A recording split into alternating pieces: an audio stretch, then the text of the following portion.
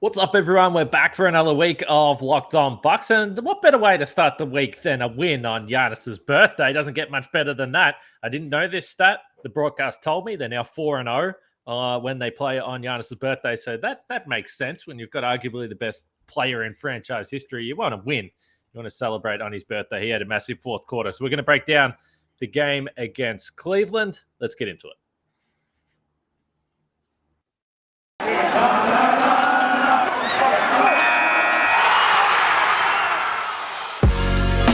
You are Locked On Bucks, your daily Milwaukee Bucks podcast, part of the Locked On Podcast Network, your team every day. Welcome to Locked On Bucks. I'm your host, Kane Pittman. You can hear me and see me on this show daily and find my work over at ESPN as well. And joining me, the founder of brewhoop.com and longtime voice of the podcast, longtime lover of Giannis stats, Frank Madden, for today's episode that is brought to you by True Bill. True Bill is a new app that saves you money by helping you identify and stop paying for the subscriptions you don't want or need, and can even negotiate better deals on those you want to keep. We always thank you for making Locked On Bucks your first listen of every single day, and I appreciate it. I've been saying this message for a while, Frank, and people tweet me from time to time, and they're like the little screenshot of watching the show or whatever, and I say, this is how I start every day. I always say it's kind of crazy that people they make the choice to listen to me and you talk to start their day, but hey, we appreciate it. Speak for yourself, Kane. I mean, like, I mean, this is just gold that we just give out for free every day. No, I'm joking. We are very appreciative, and yeah, I think sometimes when you break out the like annual download numbers or whatever, I don't know where we're at this year. I know we crossed 1 million downloads again this year. It's just kind of wild, because I know my mom can't download 1 million podcasts by herself. There's got to be other people who I don't know helping us out and actually giving us the time of day. So shout out to everybody. It's true. And now that we're on YouTube, I think we're about to cross 100,000 views for YouTube over the first couple of months. Our podcast downloads are at 1.2 million for the calendar year. So that's a lot of people listening to us talk, Frank. And I should talk us up a little bit more rather than talk us down. But anyway, we can talk up Giannis, though, tonight. It was his birthday. Still ridiculous, the fact this man is only 27. Sometimes I remember one time when I was still in Milwaukee, I was just looking at him. He was just sitting there, and I was creepily just looking at him and just saying, how is this man 3-4 years younger? What happened to me? What went wrong with me? Why am I just this look at me? And then there's just got this absolute monster of a human and doing everything that he does on the floor. Still only 27. Sometimes you need to remind yourself, but they did need him to step up in the fourth quarter here tonight, Frank. It was a weird game. It was pretty sloppy all around. But Giannis had 15 points in the fourth quarter, which was nice because then he finished with 27 points on his 27th birthday. Yeah, weird game. I mean, the Cavs are a team with Jarrett Allen and Evan Mobley. They have a ton of size and length down in the paint. They can protect the rim. And, Giannis had very tough sledding around the basket tonight. We've seen he's had some great poster dunks on Jarrett Allen. Jarrett Allen has had a couple of highlight reel blocks on him as well. I was furious, Kane, on that one non-call in the third quarter where Giannis went up and was looking to dunk on him, and Jarrett Allen just pretty much grabbed his wrist, and Giannis, the ball goes out of his hands over the rim. I'm sure Giannis was saying, you think if he blocked me, the ball wouldn't go flying over the rim. And then shortly after that, he went at him again, tried to get him sort of in transition, and I thought he got fouled and no call. So yeah, it was a bit of a kind of touch and go night. Slow start for him. He didn't score in the first quarter at all. I think he only took one shot. He wasn't really forcing anything. I didn't think the Bucks were really being all that creative, sort of looking to get him involved. We didn't really see him involved in much in the way of pick and roll. It was just a lot of just try to post him up on the right block and just kind of, or the left block, sorry, and just kind of have him go to work. And, it's hard. You can't just easily bulldoze Jarrett Allen. So, yeah, it was a bit of a tough start, and the odd quarters were rough and the even quarters were far more successful. 8 points in the second quarter, and then those big 15 in the fourth quarter. And I mean, his jump only shot -4. By the way, I mean, you say they were a little off. I mean, they tied the first quarter and lost the third by 4, so it wasn't. Yeah, I'm just talking Giannis personally. Yeah. And it was other guys really stepping up, and I think we'll want to get to that certainly as well, because this was, I don't know offhand, Kane. Is this the first time all season when all three of Chris, Giannis, and Drew have gone for 20 plus in the same game? Because it's felt like mostly like only one of them really seems to be going at once. And now of late, Drew has really started to round into form, and Chris has been kind of a little bit still, kind of like it hasn't been able to get like a 48-minute game. He's kind of had slow starts and then some good finishes. But tonight was refreshing because it felt like you got the level of support that you needed.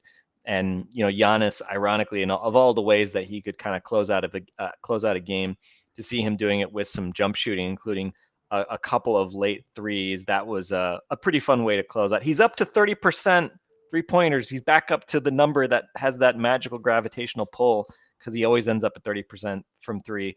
And with those 3 out of 3 tonight, he ends up back at 30%. I'm not sure if I love all the shot selection on some of those threes, but I think one of them may have been with the shot clock running down a little bit. So I'm okay with that. But yeah, fun to see Giannis, even with the inside game not working, hit some jump shots, goes 6 out of 7 from the line. Only 2 assists, but the Bucks, I think in the fourth quarter alone, they missed like 3 wide open shots off Giannis kickouts. So, I think they were clearly the 27 minutes, given the competitiveness of the game. It felt like they were easing him back into the lineup after the couple games missed with the calf soreness. So, anytime you can get a win, get Giannis looking more comfortable as the game goes on, and also not have to really push him coming back from an injury, I'd say that's a good thing. And obviously he got some help tonight from Chris and Drew in particular. Yeah, no question. I think when you talk about how he hit some of those jump shots in the fourth quarter, as you were sort of alluding to, certainly out of halftime, he looked like a guy that was ready to try and physically dominate. But the Cavs are interesting because they play that massive lineup where they have obviously Jared Allen that you pointed to, Markkanen is out there, and Mobley, the rookie, of course, as well. So it's kind of an interesting team to just try and ram it down their throats. But in the end, he knocked down some jump shots. And again, they were pretty timely. We've spoken about these numbers a little bit. And as you pointed to, it's kind of interesting that this felt like the first game that all three guys offensively, for most of the night, seemed like they had it going. Chris was only 7 for 16 from the field and didn't hit a 3. He was 0 for 4. But I know the fans love this. They're tweeting it all the time. But they're 11-0 when those three played this season. And of course, there's been some schedule stuff there, and they've played some lower ranked teams. There's no doubt about that. And they'll probably continue to feast on those teams over the next few weeks with the schedule that they do have. But after tonight, they've played 169 minutes and a net rating of 21.2. So, I mean, when they've all been out on the floor, even with Brook Lopez not being out there, it's been impressive. And then I know you've spoken a lot to the Giannis numbers, and it's kind of,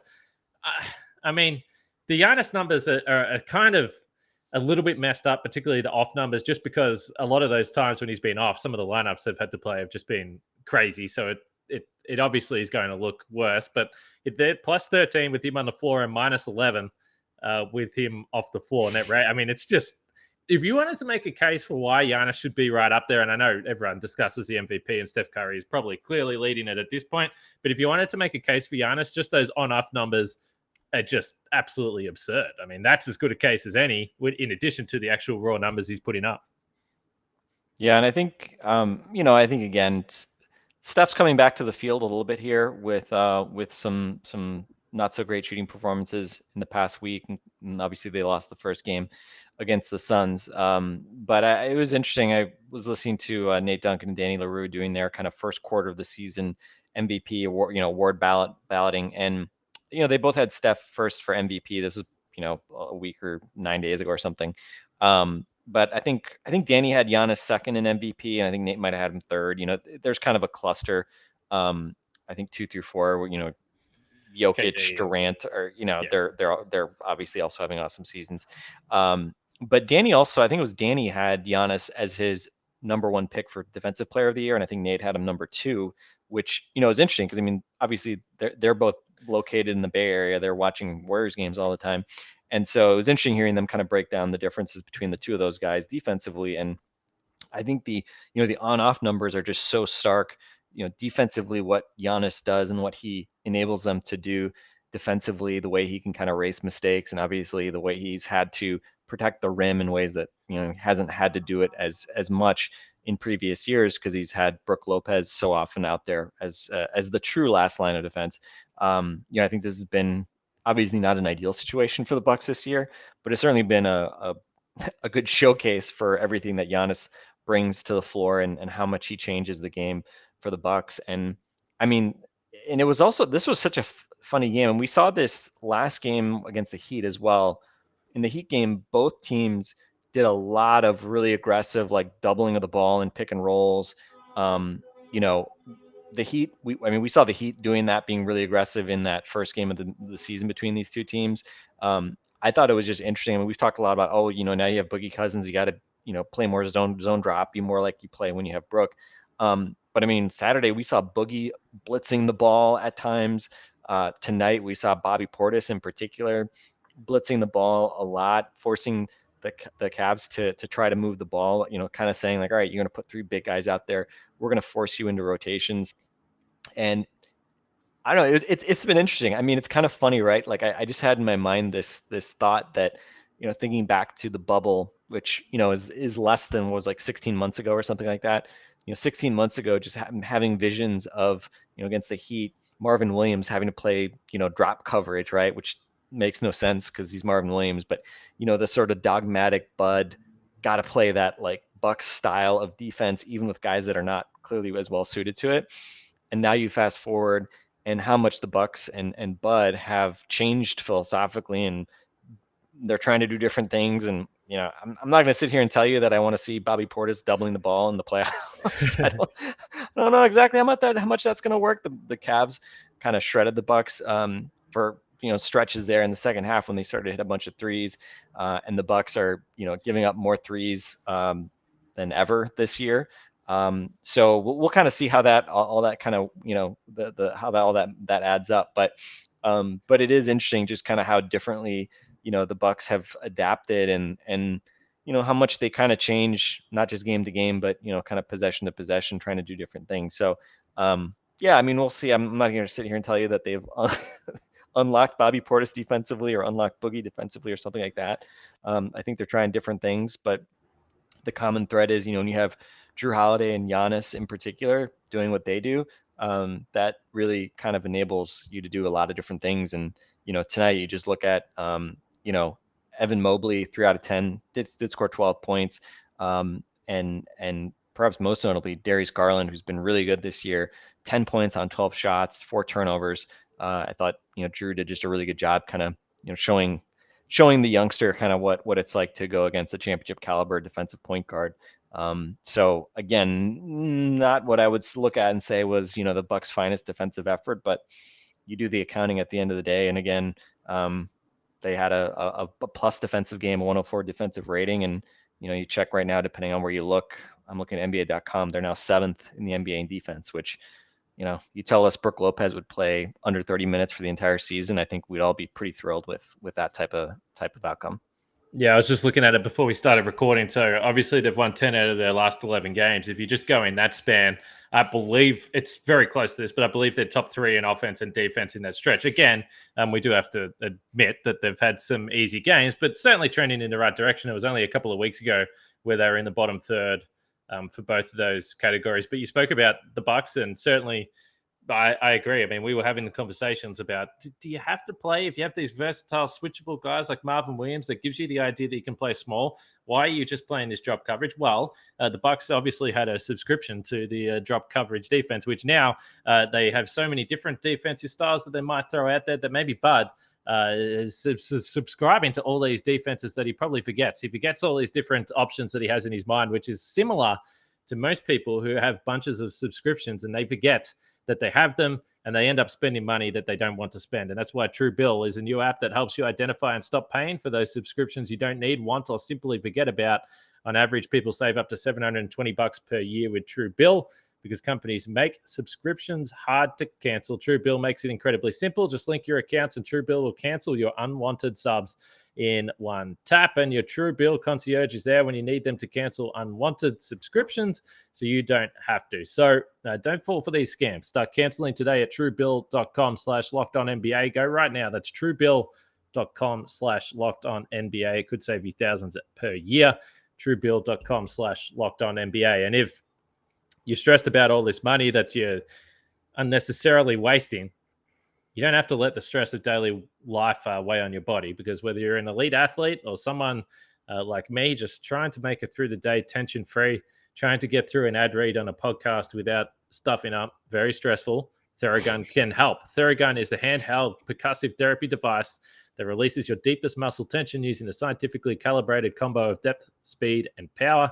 And it's as quiet as an electric toothbrush. I don't even have an electric toothbrush, but that's pretty quiet. So the Gen 4 Theragun doesn't just feels good. It gets to the source of the pain by releasing tension using Theragun's signature percussive therapy, which goes 60% deeper than vibration alone.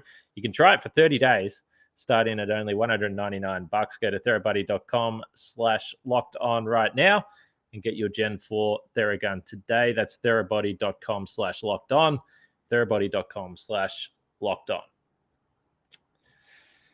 So we do thank you for making Locked On Bucks your first listen of every single day. The Packers had a week off, which is great. I always think as a sports fan, first of all, you miss the fact that you don't get to watch your team, which is kind of annoying because it's something you look forward to during the week.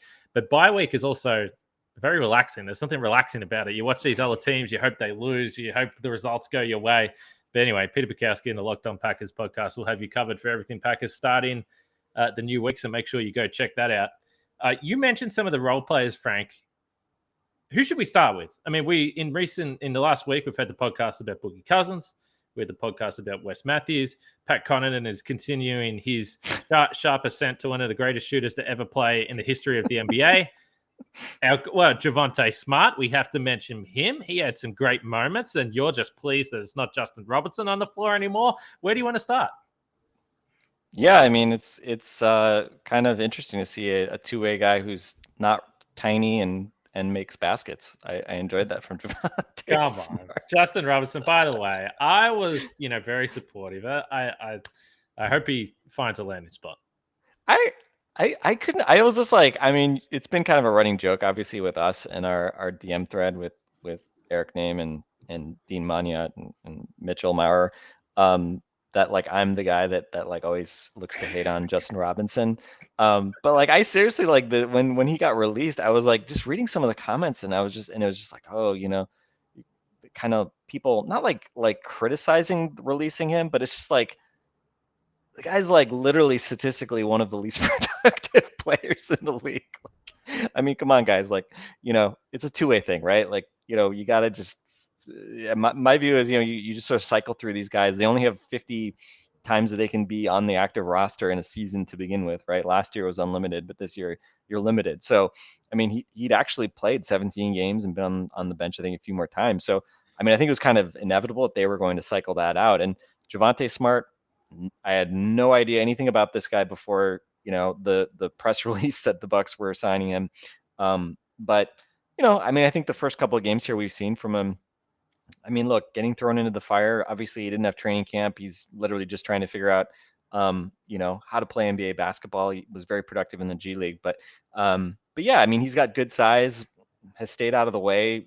His first game, he took like a couple of really deep threes, which I was kind of like, does that mean he's like a good 3-point shooter? He's clearly confident that he can hit these threes. Didn't hit them, but kind of did some other stuff. And tonight goes 3 out of 3. Had a nice move in transition. So. We'll see. I mean, obviously, those minutes are largely a product of George Hill having missed the last couple of games. So, it's a luxury, right? If you can rest George Hill and let him kind of recover from a knock and still win games because, you're able to throw a G League, a two-way guy out there that you just signed, that's more than enough. And we saw Wes Matthews get a couple steals tonight and hit another wide open corner 3, able to get the arrows out. So, yeah, I mean, again, it's kind of a weird, looking at the bench right now. I mean, it's Boogie played 18 minutes, 7.6 rebounds. He was an even plus minus on the night. Rodney Hood, 13 minutes, didn't score. Wes Matthews, 15 minutes, 3 points. And Javonte Smart, 10 minutes, 6 points. I would say those 4, certainly we had no idea that 3 of them were even going to be on the roster when the season started. Rodney Hood obviously has been very underwhelming. And then you have old reliable Pat Connaughton, 28 minutes, 12 points, 3 out of 4 from deep. And I just always expect Pat Connaughton to make shots now. It's kind of a nice situation to be in. But that's why that corner 3 that he missed. Yeah, I can't even remember who that. Toronto was just like so shocking. I was like, what the hell? Anyway. Yeah. And I mean, tonight too, like the Cavs made a number of runs. They started hitting those threes in the second half. They started to pick the Bucks apart on driving kicks. Marcus Johnson was getting a little annoyed with it. And Pat was among the guys that kind of would bounce back. I mean, I think they got within two. Yeah. And it was kind of single digits for most of that second half, it felt like. And Pat again just hit a couple big shots and just kind of always made sure they had that kind of breathing room in the game. But let's talk a little bit more about Boogie, because I mean, he's only played, I guess, 3 games now. We haven't talked since the first one. I mean, what have you seen from Boogie these past couple games? Because I think we've seen some of. I mean, he's kind of been like what I would expect in many ways, in terms of he still is just like a guy who's really tough to handle offensively if you're the other team. Looking at this 270-pound guy barreling at you, but with surprising nimbleness and touch. And he still obviously also has some limitations defensively. But what have you seen from Boogie so far? I mean, the thing I was most interested in, because I can't say that I really watched him all that closely when he was playing with the Clippers or, some of his recent stints. Obviously, it's been pretty short-lived. But I was wondering how slow he would look, particularly on the defensive end. And he does. I mean, he looks... I wouldn't say he's ever been, an electric athlete. Let's just say that. But he does look slow. I mean, there was one point during this game where Boogie Cousins was out on the floor with Kevin Love, and I was just like, "Oh my god, this is like the ultra slow motion version of modern NBA basketball." But I think I haven't been overly surprised with the fact that he does still strike me as a guy that you can put out there, and there's probably a cap to how many minutes you can play him. I don't know whether it's you want to play him too many more than 15 minutes per night. But when he's out there, he's probably going to be productive offensively. I mean, tonight he was 0 for 3 from 3. His three-point shooting was a little shaky with his time with the Clippers as well. I think he was below 30% there. So if he gets that up and he's knocking down those open threes, then he legitimately is a guy that's going to get you 10 points if you're playing 10 minutes, because he will get to the free throw line. And some of it is just brute force where he has a guy in front of him. There was one tonight, I think it was Larry Markkinen, where he's just like, I'm just running through you. And he got to the free throw line. But then there was other times where he put a spin move on Evan Mobley and threw it down. And you're like, okay, yeah, this is like the glimpses of the guy that was virtually unstoppable late in his time with the Kings and with the Pelicans as well. So, yeah, I mean, you lose some of the athleticism when you have so many of those injuries, but certainly offensively, he still shows you from time to time some stuff that's like fun to watch. Yeah. And in fairness to Boogie, he was 42% from 3 with the Clippers, but he barely took any threes when he was there. Okay. And with Houston, he was 34%. With the Warriors the previous year, he was 27%. So he's obviously not not what you would describe as a consistent 3-point shooter. I thought the spin move on Mobley was probably the most fun move of the night. And again, he's just barely clearing the rim on those dunks, but he's just such a load. I mean, just such a huge guy. And I think the thing that kind of has always made him like deceptively hard to guard is just, you don't expect a guy with his size to have kind of like micro maneuverability. Like he just moves to the side a little bit, avoids contact, or gets sidesteps guys just enough so that he's not just like barreling over, charging over guys left and right. I mean, again, he still has those moments too, but he's just very uncommon because he's not like a pure shooter. He's not, like the most skillful guy in the world or something, but he just has a very, very good ability to, and just knowledge and savvy about how to use that size to his advantage offensively. And I think defensively, obviously, that's the area that, I think we're going to have to see, like, how do they manage that? And again, the Heat game, again, I was expecting like, okay, like, they'll work out more how to use him in drop coverage and like that. And then, I don't know how many times he blitzed the pick and roll in that game, but it just felt like the Bucks were kind of like, all right, screw it, heater down some guys. Dwayne Dedman, you want to take some wide open threes on pick and pops, we're going to let you do that. He did it a couple of threes off those types of plays as well. It's not the only thing he hit during that game, by the way, Dwayne Dedman. Chris Middleton barreled through him anyway. Weren't happy about that one. But yeah, I don't know. So we'll see with Boogie. I mean, tonight, what he play? 18 minutes. I think that's starting to get towards the high, certainly high end of probably what you want to be doing with him. Like Charles Mockler said on the pod you guys had from Locked On Clippers, probably keeping him in short bursts is the best way to make sure that, you don't kind of extend him beyond what he's able to do. So, yeah, I don't know, but I mean, week 1 of Boogie, I'd say tough to complain much, right? He's kind of, I think, been what you hoped, and most importantly, I think with these role players, so much of it is just like, can you just keep it even when you're on the floor? Yeah.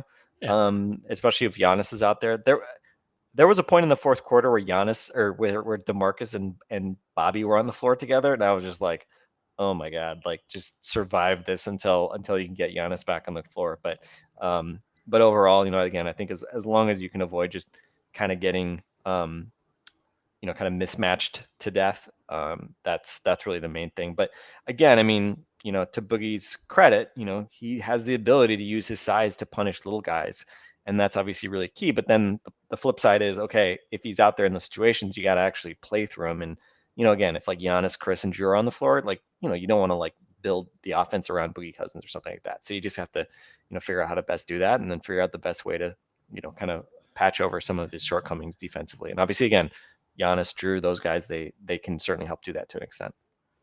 No question. And as we sort of pointed to, definitely for this roster where they were, and with the injury of Brook Lopez, just having another body on the floor was going to be a big boost. And speaking of Boost Mobile, you can switch to Boost Mobile for the power of saving money, because with Boost, you get the power of a free 5G phone, so you can listen to all the latest episodes.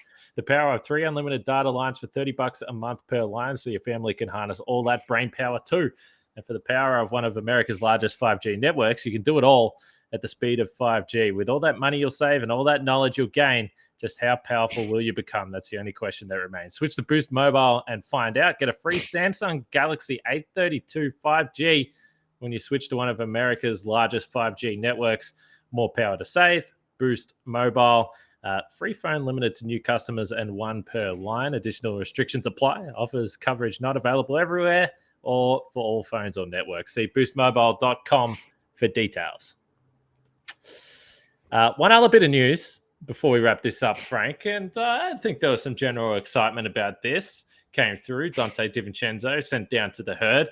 Ultimately, that would have been just for a practice and probably an opportunity to scrimmage. Of course, as is so often the case in these situations, very quickly recalled back to the Bucks roster. But even the idea that he would go down there and scrimmage or whatever they were able to do down there with the herd is typically a sign, and the first real sign that we've had outside of some pregame workouts with him shooting threes, throwing down a few dunks, that perhaps Dante DiVincenzo, conservatively, you could say, is a couple of weeks away, perhaps. Well, I'm not going to put a date on it. I don't know, but certainly Christmas Day. I'm putting a date on it. Christmas Day. All right. Come on. All right. You're going to get some Dante in your stocking stuffer. Is that what we're hoping for? Yeah. So I think it's obviously a good sign, right? I think the herd don't play again until the 12th, I think I saw, or something like that. They have a number of days off. Yeah. They have a number of days off. So, any sign that they're trying to ramp him up and kind of accelerate his activities. I think obviously the big question is he getting into 5-on-5, and then, is he cleared for full contact practice, which again, the Bucks don't have lots of kind of regular practices unless you've got a couple days off, really. So we may not see him kind of have an opportunity to do that much, but yeah, it would be great to get him back. As we were kind of pointing out, I mean, they're going pretty deep into the bench right now, and fortunately have survived the last couple of games with George Hill. Grayson Allen was back tonight, but the previous game, George Hill and Grayson on the sidelines, joined by Giannis with the sore calf. So certainly just kind of continuing to grind out wins. I mean, Central Division, right? just for whatever reason, the Bucks, just even with the Cavs becoming a pretty good, pretty solid team now. We've seen them now beat the Pacers twice this year. We've seen them now take down the Cavs. So yeah, just keep it rolling, and tough to complain too much. And by the way, we didn't talk a lot about Middleton tonight, but 8 assists from him tonight, and man, I feel so good about the Chris Middleton as the Bucks' best passer claim that I started making a few years ago. I think he had a beautiful pass early to Drew. Drew was kind of cutting from the dunker spot, I think from the right side to the left side of the basket, and Chris attacked and threw a ball that was really like a perfect kind of bounce pass between defenders, and I think he had one more pass that was just like a needle thread type pass. So shout out to Chris Middleton. Just man, the passing of Chris Middleton, right? Perhaps the most underrated part of his game still. Yeah, it took literally one half when he returned after that COVID absence to be like, okay, yeah, this offense has been missing some ball movements and passing like that. So he's become a really good operator in those situations, as you mentioned. So the Bucks have got the heat again. They're still banged up a little bit, which is fine. Would love to beat that team again. And just one final number. Justin Garcia, our friend, has tweeted this out, I'm just going to say it's correct because obviously Justin would be right. It was 38 straight wins over Central Division opponents when Giannis is in the lineup, which doesn't even make sense. 30-fucking-8? What the hell are you talking about? It's absolutely insane. So anyway, yeah, Central Division, and there actually been some decent teams in that time as well, which makes it even more absurd. Before we wrap it up, make sure you check out the Locked On Bets podcast with your boy Q and Lee Sterling. They'll hook you up with whatever you need to know in the betting world across multiple sports there. So check that out. But we'll wrap it up for now. Like I mentioned, Bucks and the Heat coming up. But Milwaukee now just one game below the Nets for the top spot in the East. That's kind of crazy to think about. But they're right up there again where they've been the last few seasons, which is fun to see. Happy birthday to Giannis, of course. I'm sure he's listening to this podcast. And for myself, happy Greek night, whatever, Greek appreciation night, whatever it was at Fiserv tonight. Shout out to all our Greek friends. Exactly right. Thanasis didn't get the start tonight, a little disappointing, but anyway, that's it. I'm going. We'll catch you guys tomorrow.